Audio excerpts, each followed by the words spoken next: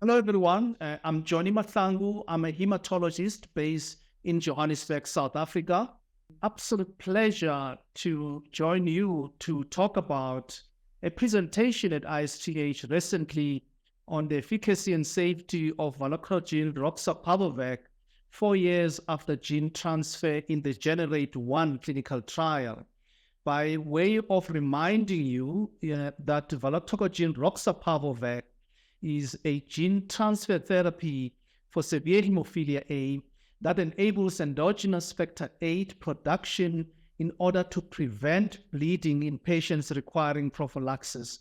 The aim of this presentation was to present data evaluating the efficacy and safety outcomes 4 years post Valoctocogene Roxaparvovec gene therapy treatment.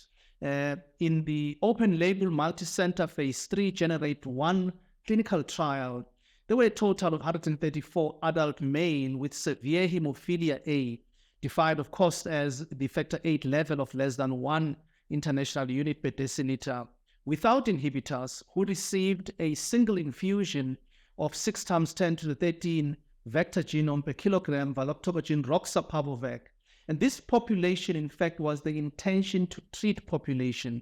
We then evaluated the bleeds and the factor usage, which were self-reported by the patients during the following 4 years. There was a second population, which is the rollover population, which included 112 HIV-negative participants who were enrolled in a non-interventional study. And this was used for comparison for baseline factor VIII and also for the bleed rate.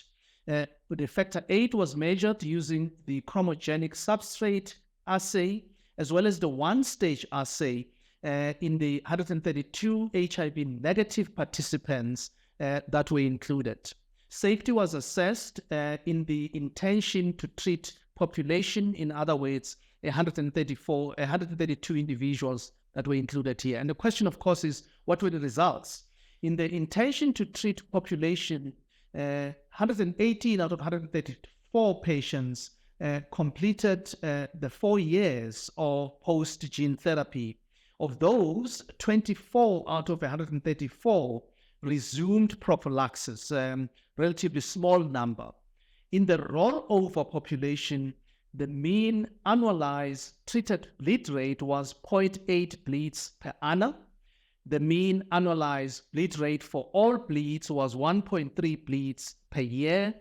And the mean annualized factor VIII infusion rate was 6.1 infusions per year over the period of 4 years. During the 4-year period, 74% of the participants had 0 bleeds. In other words, there were a total of 81 out of the 110 who did not bleed at all during the 4-year period.